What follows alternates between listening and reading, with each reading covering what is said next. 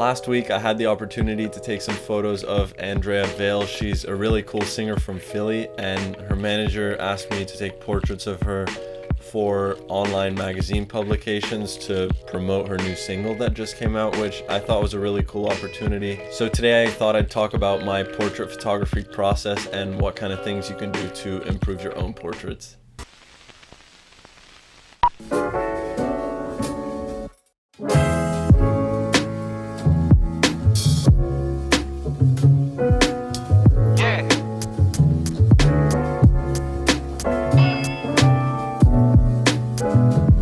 So on this shoot, I actually was able to shoot about 8 rolls, which is crazy. Because the shoot was paid for, I kind of had that freedom to shoot however much I wanted, and that was really nice. This was my first serious shoot working with a flash, so it was definitely nice to be able to get a lot of variety because I wasn't exactly sure what was going to work well. The majority of the photos actually took place inside in an apartment in Harlem, which was cool. We use a single Metz flash, which is like a hammerhead flash. If you've never heard about these, they're really cool. They're super compact flashes, but they fill a whole room with light, and the lighting was very dramatic and the shadows on the wall were pretty intense, but I think it was a cool look considering Andrea's look and the styling as well. I think it just mixed well together. We also headed outside for quite a while to shoot around Harlem. This is where we film most of the behind the scenes, so I'll talk more about the portrait photography process and what you can do to improve your portraits after you've seen some of the footage.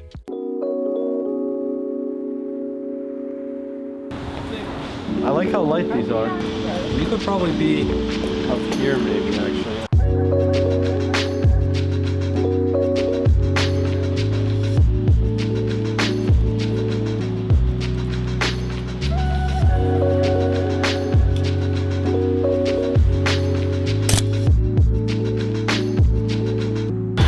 Turn that way a little bit more on the steps. Where you sit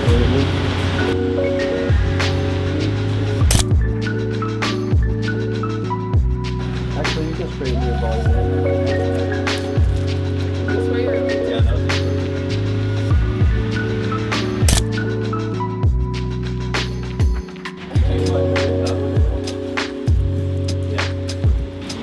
was just have your right hand across the other leg.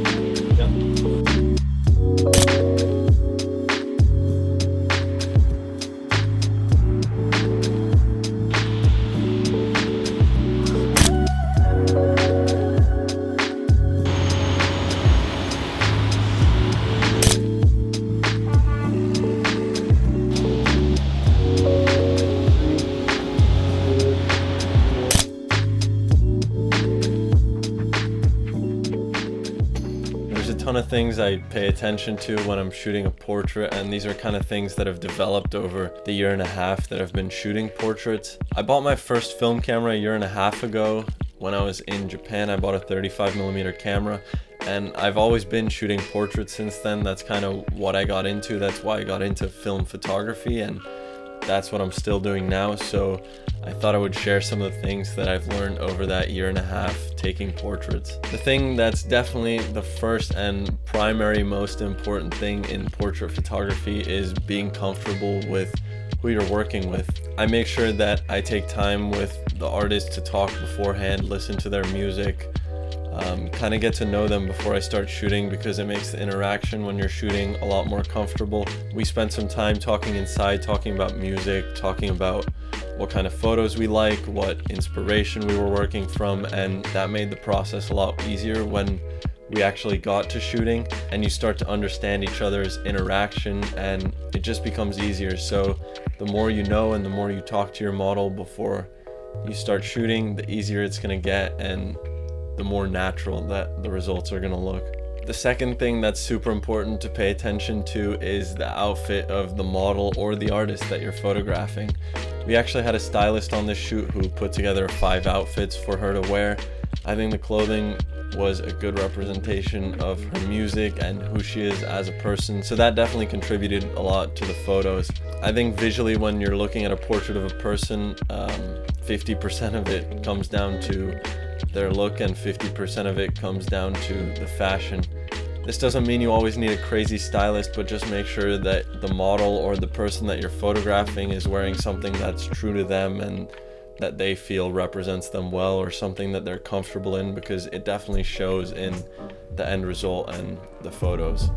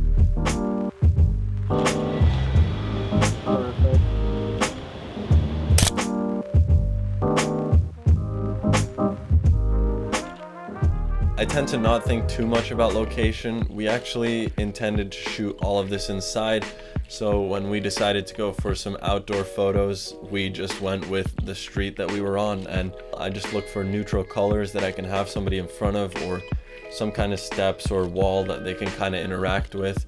I like to keep location minimal because I don't want it to distract too much from the photos. I want it to be about the person and their clothing, and I think that's how these photos ended up. The location isn't crazy interesting, and it's not even a place you could pinpoint. It's just a way to create interaction with the model and have them doing more than just standing somewhere.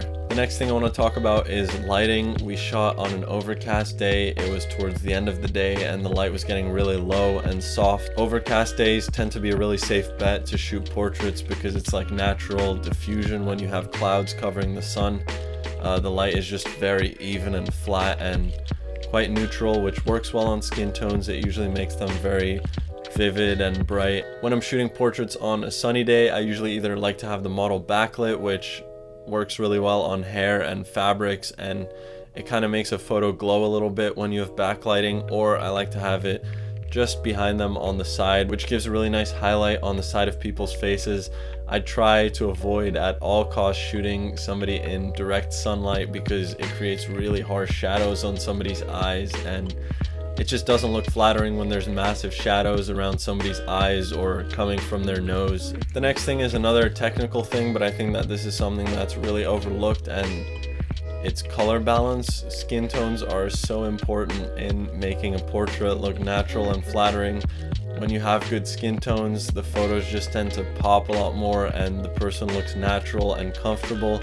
If there's even a hint of magenta or green, or it's too cold, then the photo tends to look weird and it almost makes people look like they're sick or they're gonna throw up. You can see when I turn up the green slider, the photo just becomes really hard to look at and appreciate, but when you kind of balance that skin tone out again, it becomes much more flattering and natural. This is kind of the reason I shoot film. I think it's really easy to get natural skin tones with a film like Portra 400. It just makes that process so much easier, and I know that when I'm shooting Portra 400, no matter what skin color the model or the person I'm photographing is, it always ends up looking natural, and it has really good tones for that. Let me know what you thought of this video down below. It's kind of a different style where I'm talking a little bit more, talking about my photography process. I hope that's interesting. If you want to check out more of my work, you can check out my Instagram in the description. It's @WillemVerb. I post a ton of stuff just like you saw in the video, as well as just my own work on there. So definitely check that out. Also, a big shout out to my girlfriend Allison, who helped me film the video. Her Instagram link will also be in the description. That's it for this video. Peace.